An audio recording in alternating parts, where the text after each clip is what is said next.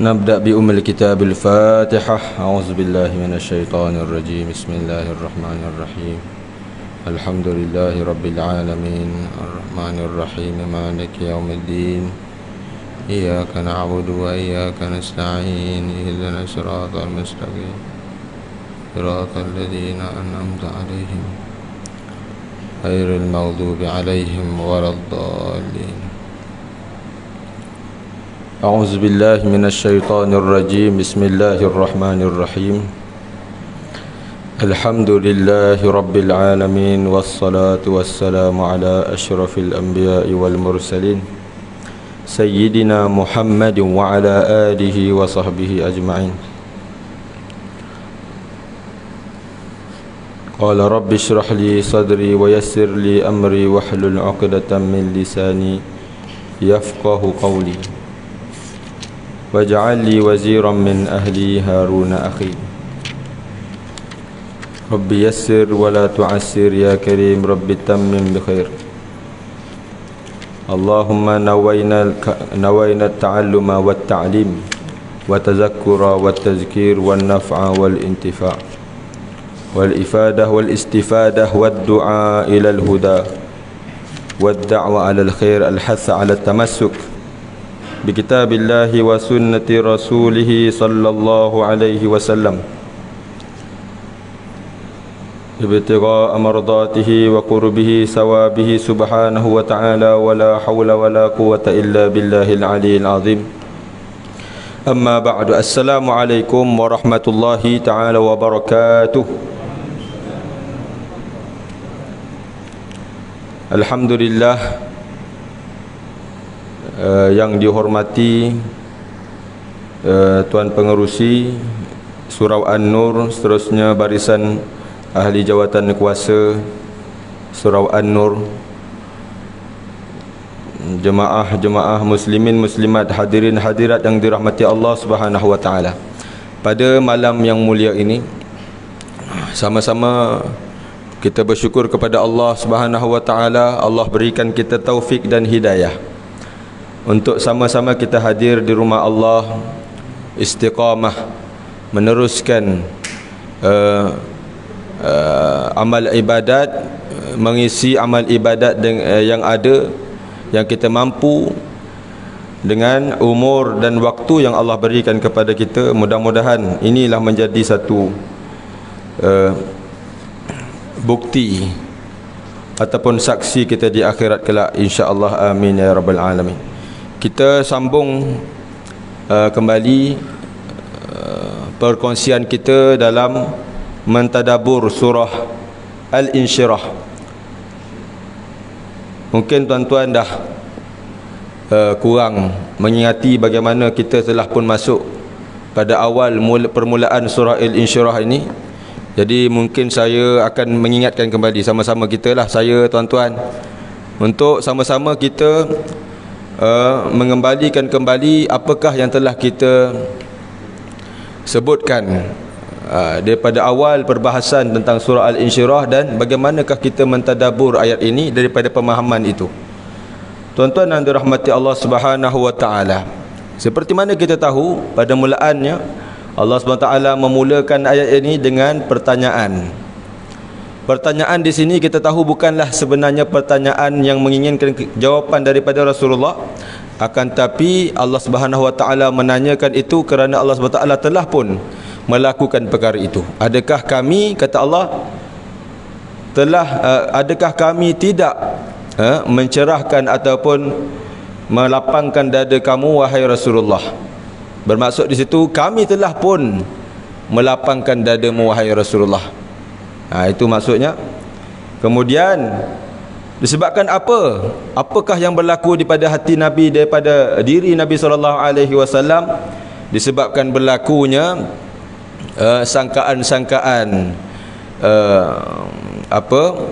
ujian-ujian yang berlaku ke atas Rasulullah SAW ketika mana sampainya ataupun ingin menyampaikan dakwah Islam kepada masyarakat kaum Quraisy ataupun kaum Arab jahiliah pada ketika itu. Sungguh dahsyat. Kita pun tahu bagaimana saya, tuan-tuan dan mata Allah, baru-baru ni saya dengan sahabat-sahabat saya mula nak membaca kitab sirah. Kita pun baru mula sejak akhir-akhir Rabiul Awal untuk sama-sama menghayati sirah Rasulullah tu. Masya-Allah baru terang. Kita ambil dalam kitab Rahiqul Maktum. Secara terperinci dia ceritakan bagaimana Islam itu daripada zaman Nabi Ismail alaihi salam. Ini Nabi Ismail ni atuk kepada atuk-atuk Rasulullah sallallahu alaihi wasallam, kemudian turun sampai ke lah Sayyidina Adnan. Rasulullah sallallahu alaihi wasallam ni kan sampai nasabnya kepada Adnan. Begitu diceritakan bagaimana orang Arab pada ketika dahulu jahilnya sampaikan dah lari daripada agama Hanifah, agama Nabi Ibrahim. Maka di sinilah peranan Nabi SAW dihantar oleh Allah Subhanahu Wa Taala sebagai Rasul, punya nak mengubah Islam, nak mengubah orang Arab ataupun manusia pada ketika itu daripada kegelapan kepada cahaya, daripada susah kepada kesenangan, kemudahan, daripada huru-hara kepada keteraturan dalam peraturan-peraturan Islam, peraturan-peraturan Allah Subhanahu Wa Taala. Maka Allah cerita wa wada'na anka wizrak alladhi anqadha zahrak, yang menceritakan ataupun menyifatkan bagaimana beratnya Nabi sallallahu alaihi wasallam di dadanya. Allah SWT sebut pula zahrak, di belakang kamu. Nak bagi tahu seakan-akan ada benda berat di belakang kamu wahai Rasulullah. Kita kalau nak menyifatkan benda yang berat, kita nak kata macam mana? Kita nak menceritakan macam mana kita nak rasa diri kita ni sangat-sangat berat? Seakan-akan ada benda kat belakang kita. Beratnya Rasulullah pada waktu itu. Maka Allah Subhanahu Wa Taala menjanjikan pertolongan daripada Allah kepada Nabi sallallahu alaihi wasallam.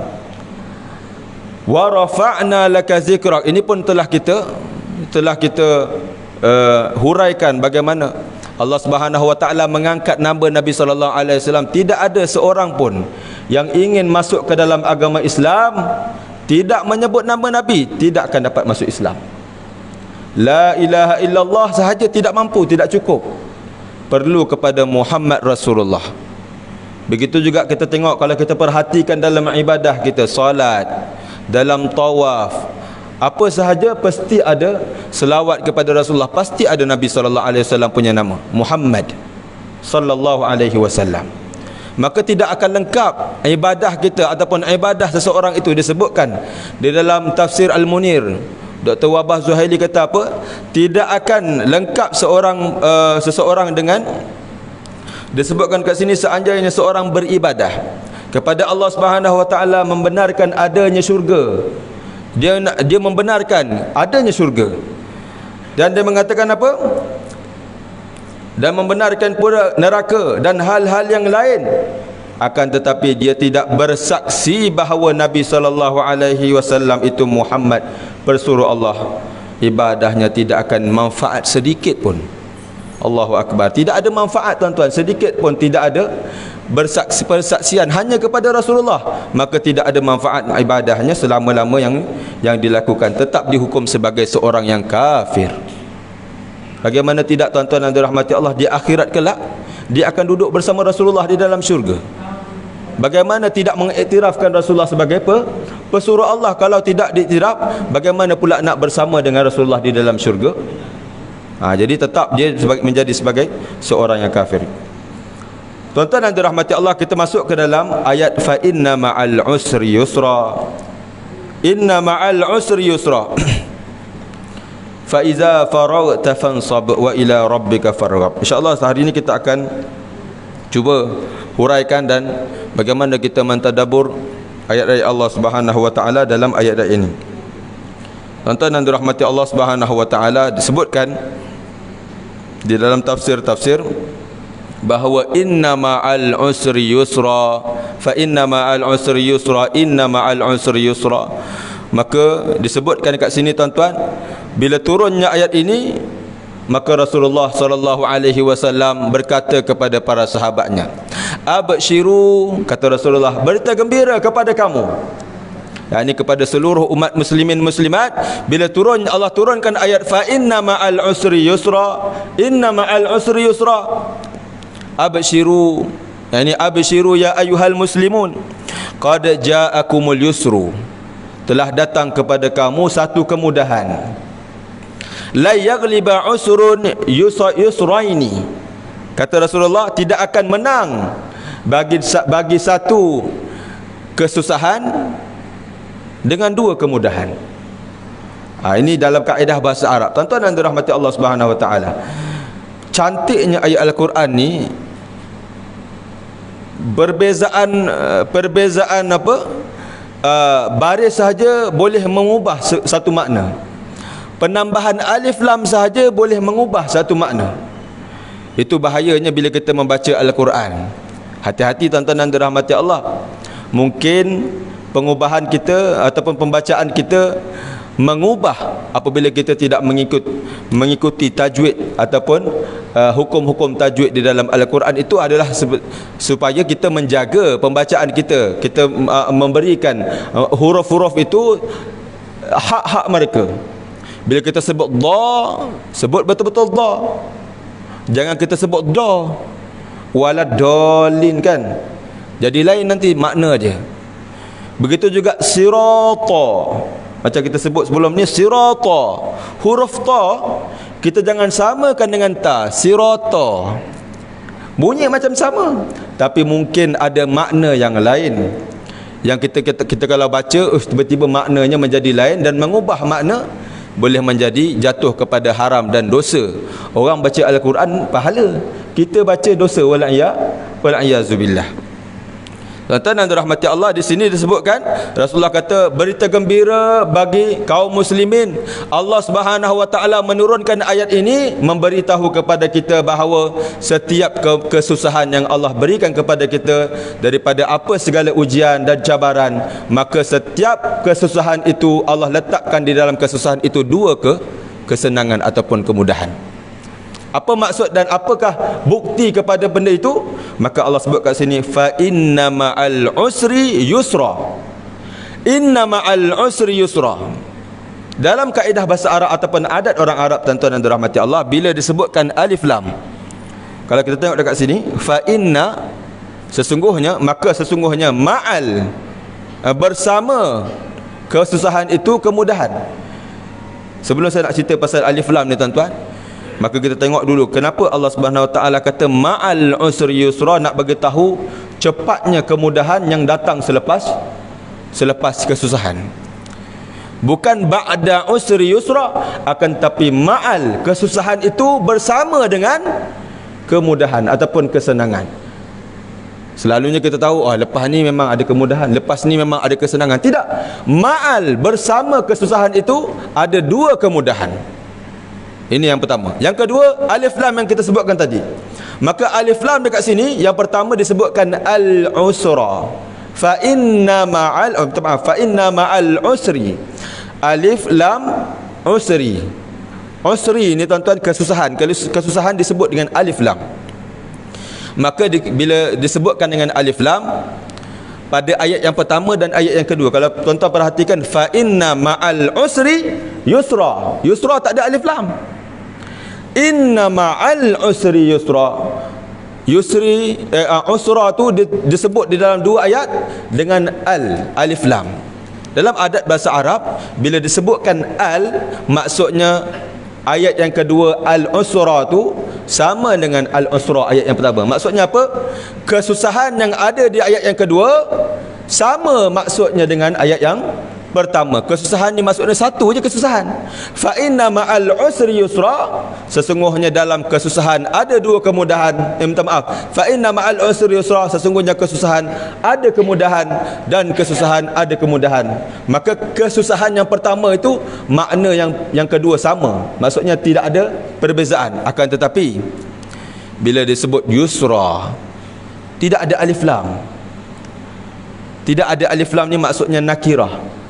Dia tidak mengetahui, mungkin boleh menjadi banyak daripada satu. Maka di sini kalimah ulama meletakkan paling kurang dua kemudahan yusra dekat sini, sebab yusra yang pertama tidak ada alif lam dan yusra kedua tidak ada alif lam, dikira dua.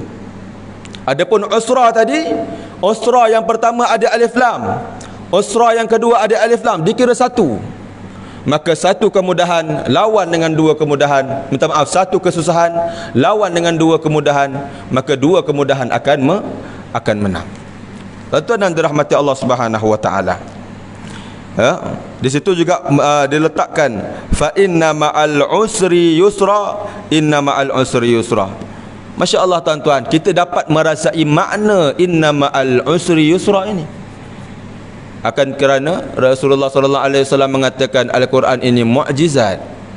Al-Quran ini dikekalkan sehingga ke hari akhirat dan dapat digunakan selepas kewafatan Rasulullah sallallahu alaihi wasallam pun kita menggunakan berhujah dengan Al-Quran.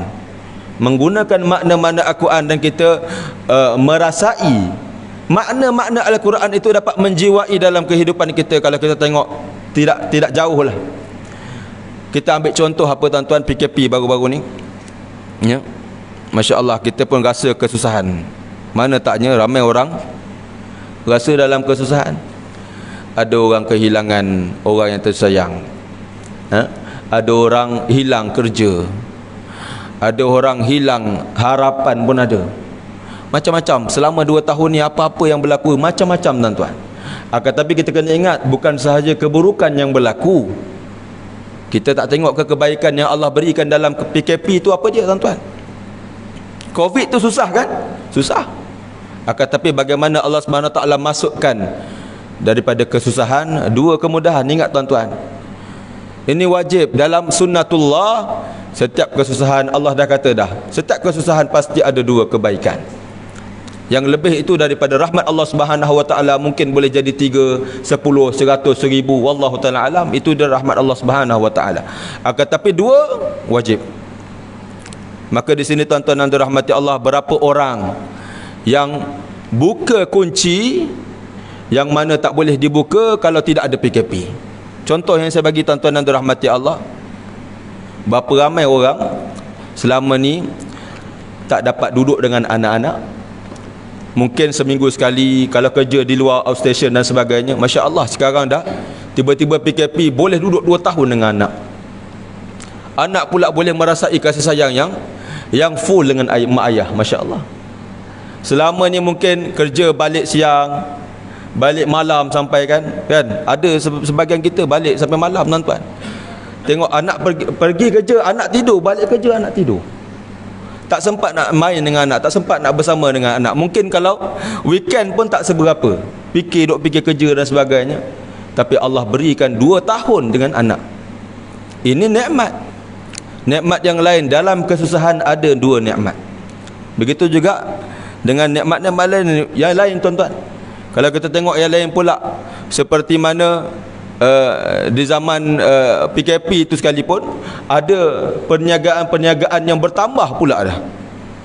Selama ni kita tengok relax biasa je, kita tak pandang pun. Seperti mana kita tengok GrabFood, Foodpanda dan sebagainya. Allahu Akbar, waktu PKP itu tuan-tuan paling mencanak lah. Semua duk pakat order GrabFood, order Foodpanda, betul tak? Sebelum PKP tak pandang pun. Tapi lepas PKP tuan-tuan tengok bagaimana naiknya grup GrabPanda ni, GrabFood dengan Foodpanda, sampai kan ada orang mengambil kesempatan PKP itu untuk berniaga. Saya pun terlibat sekali lah dalam Grab ni kan. Masuk saya hantar saya hantar kurma. Saya ingat kali hantar kurma waktu tu kan bulan Ramadan. Orang yang tak pernah solat tarawih pun solat di rumah 30 hari tuan-tuan, tak pernah pun dia tanda 30 hari tu. PKP dia boleh tanda, hari pertama lulus, hari kedua lulus, hari ketiga lulus. Yalah, nak lagi mana mak ayah kat rumah kan. Semua dikawal oleh mak ayah, semuanya beres belaka. Ya tuan-tuan dan dirahmati Allah, itu pun satu nikmat daripada Allah. Kemudian ada orang pula ambil kesempatan PKP kahwin tuan-tuan. Selama ni duk fikir macam mana nak kahwin, duit tak cukup-cukup. Tapi bila sampai PKP baru nampak, ya Allah, kahwin ni 2,000-3,000 je. Dalam PKP pun kahwin orang tak cakap. Kenapa dia kahwin 2,000? Tak ada tuan-tuan. Orang faham dah, ni PKP, tak ada orang nak pergi ke Kedui pun. Jimat sikit orang yang pergi kahwin ke PKP, kita tengok kan ramai kan.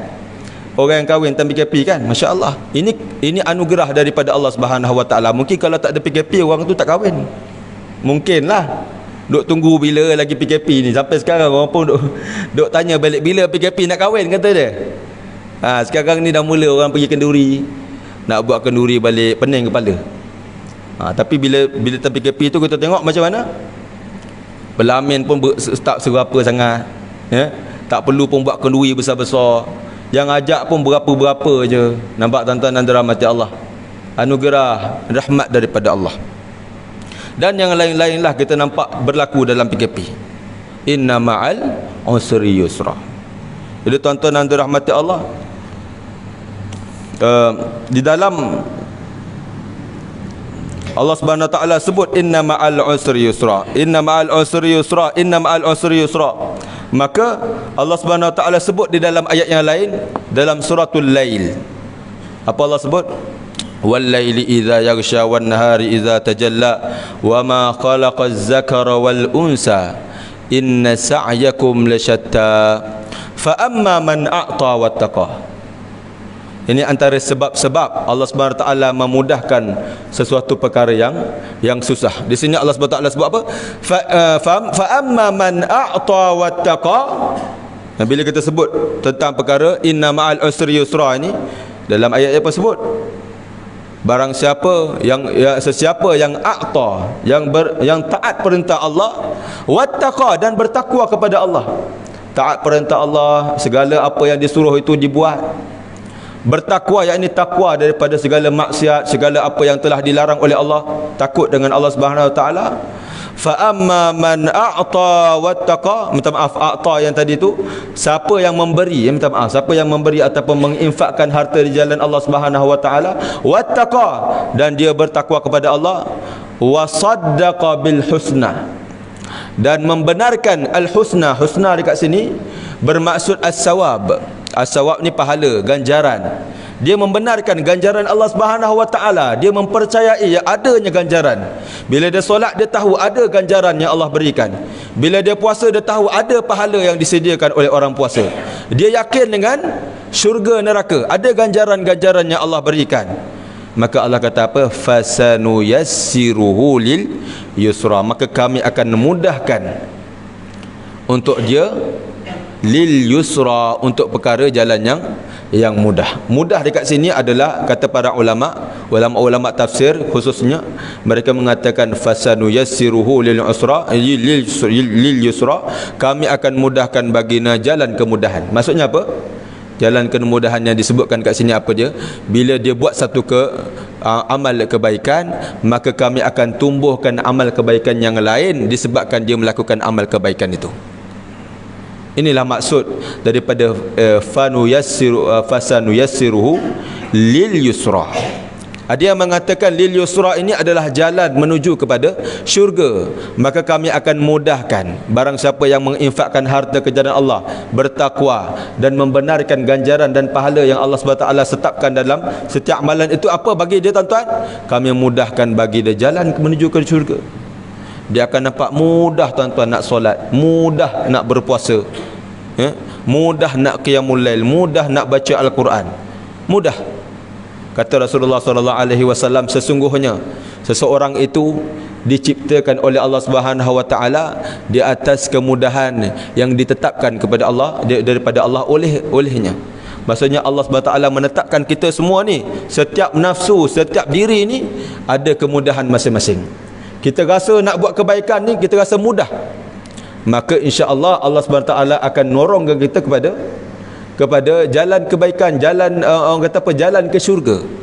Tapi susah untuk kita melakukan ibadat, susah untuk melakukan, rasa berat. Mata wal iazubillah, takut-takut Allah Subhanahu Wa Taala dah tetapkan kita ni ke jalan yang sebaliknya. Jadi kita mohon Allah Subhanahu Wa Taala berikan taufik dan hidayah. Allahumma ya man waffaqa ahlal khair. Ini doa-doa yang kita patut baca tuan-tuan. Allahumma ya man waffaqa ahlal khair lil khair wa a'anahum alaih. Ya Allah yang telah memberikan taufik kepada orang-orang yang membuat baik. kepada kebaikan yang mereka lakukan itu, Allah SWT dah berikan kepada mereka taufik. Ya Allah, waffiqna lil khair wa a'inna alaihi ya arhamar rahimin. Berikan kami taufik ya Allah, seperti mana Engkau berikan kepada orang-orang yang Kau telah berikan taufik. Taufik dan hidayah Allah ni kita perlu, tuan-tuan, supaya dapat dimudahkan Allah Subhanahu wa taala dalam setiap kesusahan kita. Tuan-tuan yang dirahmati Allah, ini disebutkan dalam hadis yang tadi tu. Maka Ibnu Mas'ud dia kata apa? Ibnu Mas'ud dia kata, law kana al-usru fi hujrin la talabahu al-yusru hatta yadkhula innahu la yaghliba usrun yusrain. Ibnu Mas'ud pula kata apa? Kalau sekiranya kesusahan berada di dalam satu batu. Maksudnya apa, tuan-tuan? Dia nak bagi tahu perumpamaan lah. Sekiranya satu kesusahan yang disebutkan oleh Allah tu ada dalam batu, tak tahu macam mana nak masuk ni kan, tuan-tuan. Batu ni, tuan-tuan, tak tahu macam mana kita nak masukkan benda dalam batu. Kita kena pecahkan dulu. Maka bila dah pecah, tak jadilah batu. Nak gam balik dan sebagainya, tak ada. Macam mana, tuan-tuan, kita nak masukkan kesusahan? Nak bagi tahu tak ada, tak boleh jumpa kesusahan ini. Pasti kata dia, al-yusru, kemudahan yang Allah SWT sebut ni, akan cari kesusahan ini walaupun kesusahan itu di dalam batu, dan akan bertemu dengan kesusahan itu dua kemudahan. Nak bagi tahu, tuan-tuan, wajib bagi segala kemudahan, kesusahan itu dua kemudahan.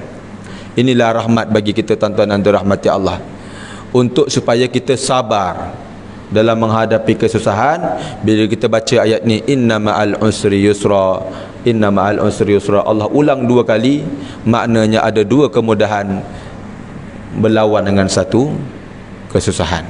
Tuan-tuan dan dirahmati Allah, seterusnya, kenapa Allah SWT sebutkan ini, tuan-tuan? Kerana Rasulullah SAW merasakan kesusahan disebabkan ramai kaum Quraisy pada ketika itu berkata kepada Rasulullah, kalaulah sekiranya engkau inginkan kekayaan, wahai Rasulullah, sudah pasti kami akan kumpulkan kekayaan-kekayaan yang ada di muka bumi Mekah ini, dan kami akan jadikan engkau sebesar sehebat-hebat raja di dalam bumi Mekah ini, kalau engkau mahukan kekayaan.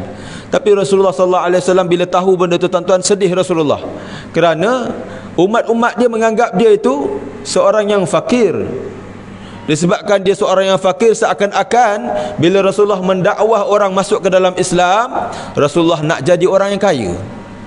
Tuan-tuan tahu, tuan-tuan, berapa kayanya Rasulullah SAW.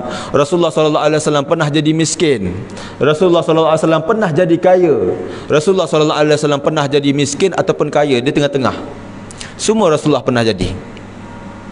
Miskin, kita tahu berapa miskin Rasulullah SAW. Tak sampaikan sebulan, kata Aisyah pernah sekali, sebulan, kata Sayyidatina Aisyah, tidak terbakar dapur. Tuan bayang apa yang boleh masak, tuan-tuan, dekat dapur kalau tak terbakar?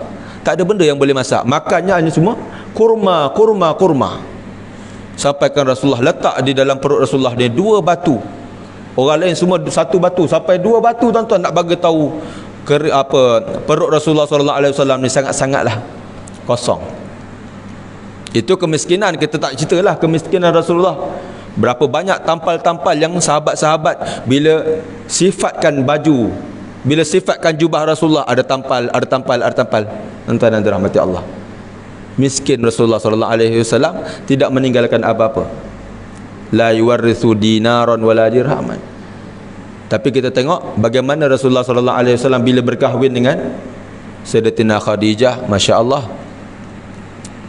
dikatakan 25 ribu ekor unta, ataupun 20,000 ekor unta. 20,000 ekor unta mahar kepada Sayyidatina Khadijah. Bayangkan macam mana, tuan-tuan. Kita kira sekejap, tuan-tuan, ya. Kalaulah kita kira tak payah unta lah, kita kira lembu, tuan-tuan. Lembu satu ekor di zaman kita ni lebih kurang dalam RM5,000 ke? Lebih kurang lah RM5,000. Contoh kita ambil RM5,000. Maka RM5,000 tu didarab dengan RM20,000. RM20,000 lebih kurang dalam berapa, tuan-tuan? RM100,000 ada dalam RM100,000. 100,000 mahar tuan-tuan. Kaya ke tak kaya? Rasulullah sallallahu alaihi wasallam.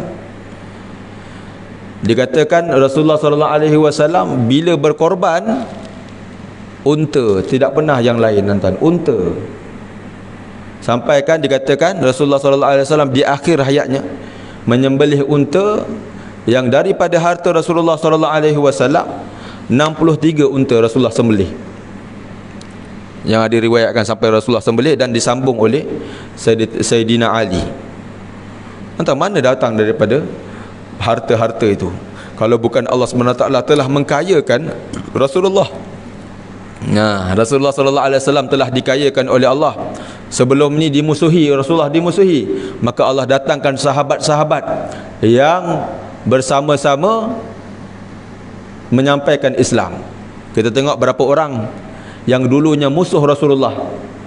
Allah SWT janji ni, berapa ramai dulu orang yang memusuhi engkau ya Rasulullah, sekarang dah jadi orang yang paling dekat dengan engkau. Sampaikan ada orang tu pergi berjumpa dengan Rasulullah dalam keadaan Rasulullah lah orang yang paling dibenci di dalam muka bumi ni. Rasulullah ni paling aku benci. Bila jumpa Rasulullah tuan-tuan, berubah daripada Rasulullah paling aku benci kepada Rasulullah inilah orang yang paling aku sayang. Inilah tuan-tuan rahmat dan keberkatan yang Allah berikan kepada Rasulullah. Sebelum ini Rasulullah miskin, maka Allah berikan kekayaan kepada Rasulullah. Sebelum ini Rasulullah seorang-seorang, Allah berikan jemaah, Allah berikan para sahabat. Jangan berapa ramai para sahabat Rasulullah, kita kira 1,000, 100,000 lebih. Itu yang Allah janjikan kepada Rasulullah, inna ma'al usri yusra, inna ma'al usri yusra. Dulu susah nak menyampaikan Islam, sekarang Masya Allah mudah, Islam dah diterima oleh sepelusuk dunia. Inna ma'al usri yusra. Kemudian Allah kata apa kat situ, fa idza faragta fansab, maka apabila engkau telah selesai dari satu keurusan, tetaplah bekerja keras untuk urusan yang lain. Di sini anjuran bagi orang-orang yang khususnya dah pencet ya, untuk kita memulakan usaha yang lain. Allah SWT kata fa iza faragta fansab, bila kamu telah menyelesaikan urusan-urusan dunia.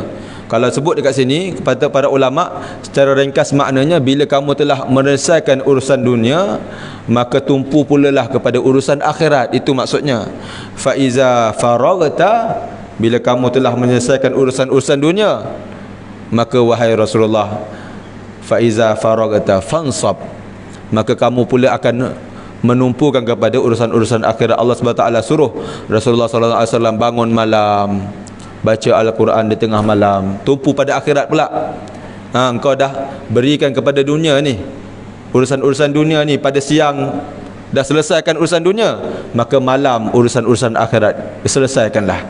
Apa urusan-urusan akhirat? Dengan Allah, perbaiki hubungan kita dengan Allah. Begitu juga kita tuan-tuan dan dirahmati Allah. Allah SWT jadikan siang untuk kita bekerja, untuk kita menyelesaikan urusan-urusan dunia. Tapi bila tiba malam tuan-tuan, memang untuk waktu rehat. Tapi Allah SWT kata qumil laila illa qalila, bangun sedikit sahaja malam. Apa? Yastaghfiruna bil ashar, beristighfar di waktu suhur. Suhur ni 15 minit lebih kurang ataupun setengah jam sebelum masuknya waktu subuh. Istighfar kepada Allah, minta ampun. Itu waktu akhirat pula. Baiki diri kita dengan Allah Subhanahu Wa Taala untuk kita fikirkan tentang akhirat. Jangan kamu mikirkan kepada dunia sahaja sampai lupakan kepada akhirat. Rabbana atina fid dunya wa ma lahu fil akhirati min khalaq. Allah tegur orang yang minta dunia tapi tak minta akhirat. Kamu ni hidup kat dunia ke ataupun akan pindah ke akhirat? Kita akan pindah tuan-tuan. Semua kita akan pindah. Tak lama kita akan duduk dalam dunia ni, mungkin 70, mungkin 80 tahun habis dah. Tapi di akhirat kelak, wallahu taala alam, selama-lamanya. Jadi bagaimana pembekalan kita di akhirat itu? Maka Allah SWT tumpukan pula kita di akhirat. Rabbana atina fid dunya hasanah wa fil akhirati hasanah. Begitu juga dengan orang-orang ni, makna-makna yang lain kita boleh ambil apa dia. Sekiranya kita dah selesai urusan-urusan yang satu, maka mulakan pula urusan yang kedua. Bila kita dah pencen contohnya lah, maka mulakan dan pula dengan perniagaan. Kata tak boleh perniagaan, mulakan pula dengan pertanian contohnya, dengan tanam pokok-pokok dan sebagainya. Ada je perkara-perkara yang lain kita lakukan. Bila kita dah selesai perkara itu, buat pula perkara yang lain. Jangan berhenti dan jangan kerja kita menganggur sahaja. Tak betul, tak elok. Ini teguran yang kita boleh ambil makna-maknanya daripada situ. Bila kita dah selesai satu perkara, kita mulakan pula perkara yang lain. Allah Subhanahu Wa Taala beritahu kepada kita gitu. Ya. Kemudian, dan hanyalah kepada Tuhanmu engkau berharap. Tuan dan dirahmati Allah, bila kita dah buat semua perkara itu, maka kita lepaskan ataupun kita tawakalkan semuanya kepada Allah Subhanahu Wa Taala. Tidak ada yang boleh menyelesaikan masalah kita dan tidak ada yang boleh menguruskan masalah kita kecuali Allah Subhanahu Wa Taala. Menghadaplah kepada Allah dan menjadikan Allah itu tujuan dalam kehidupan kita.